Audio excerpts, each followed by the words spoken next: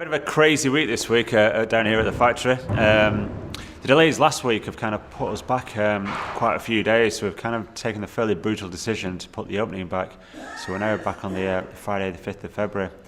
We've done that for a number of reasons really. We were kind of rushing to get it open for the 29th of January, and with the snow and everything we encountered for the early part of this week and last week, it just made a right mess of deliveries and getting skips away from the site. So we're not as far progressed as we would have hoped to have been. So for that reason we've put it back. That does mean we've kind of had to rejiggle the opening lineup a little bit, and we've lost some good talent because they're now on tour around Europe.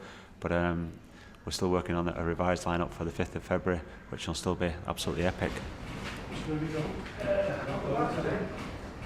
Yeah, very hectic at the moment.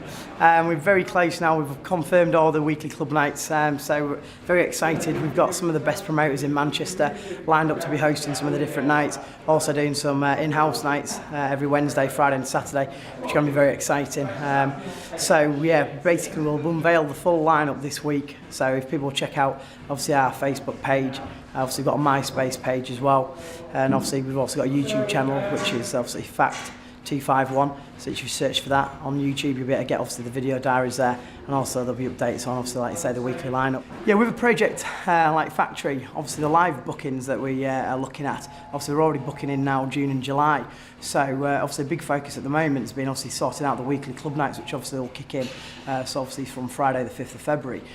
So we've got like some of the best promoters in Manchester all lined up to host the different nights, and like you say, all the details of that will be unveiled this week, so if people check out obviously the Facebook pages, and obviously yeah, if you can log on to the website as well, the full lineup will be unveiled there this week. Thursday we'll see all the national media, all the music press, all the local media as well, all be attending. Actually we're going to do a press conference in the boardroom.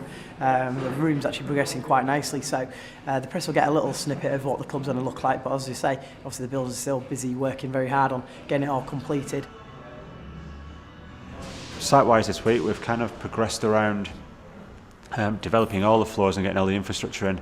We've now completed all the stages on each floor, so the ground floor stage is in. The two pockets in the stage that you see are for the big bass bins that Function One are designing and developing. They'll arrive to site as finished items. On the second floor, that room's now looking a lot cleaner, so we've overboarded the entire ceiling, again for sound reasons.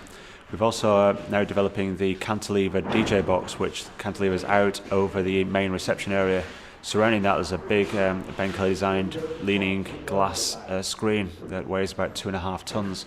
So because of that weight we've had to put some fairly serious joists in to take both the weight of the DJ or the DJ kit, these brick bars that go in around the DJ, and this 2.5 ton of plate glass that goes behind, which is special argon acoustic glass that stops sound leakage between the two rooms. On Monday we got Kevin Cummins up. Kevin's coming up 2 times a week over the Cascala project to just to photograph an ongoing photo documentary of what we're doing here. That will then be released on a DVD, which Hook is doing some scripted music for, which will be unreleased hooky music that will go with the DVD package that goes out as the opening invite, which we're going to be on the opening night of the venue. That photo shoot was really quite interesting, really. Some of the stories that Kevin's got to say about both this place, Manchester bands, and everything really is fairly crazy. Kevin was the staff photographer for NME during the whole Manchester music explosion.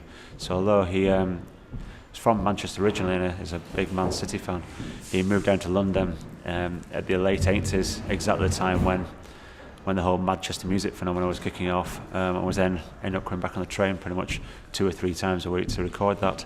We've now got him coming back again twice a week to record this project. I'm Kevin Cummins. I've been photographing people in Manchester and beyond since 1970 something, and then when Factory started, I suppose that's more or less when my career took off as well. Photographed Joy Division in the snow, and we're back in Manchester 31 years later in the snow. This building wasn't really Factory. Factory for me was Palatine Road. I'd moved down to London by the time this building took off. First time I photographed this building was when it was fly posted with Happy Monday's bombed covers, and then a couple of months later I photographed it covered in New Order's Technique posters, and it's a shame that the building's not been used properly over the years. It's kind of stood here as almost like this white elephant in Manchester. I think it's great that something's going to happen to it, and I think it's great that Ben's involved, and that Ben's being very sympathetic with the original design and trying to take some aspects of it back to the original as well. I first photographed Hooky 32 years ago, and he's not changed really. He's got a little bit greyer, and I haven't, obviously. And he's still the same. He's still as sharp. Doesn't let you get a word in, really.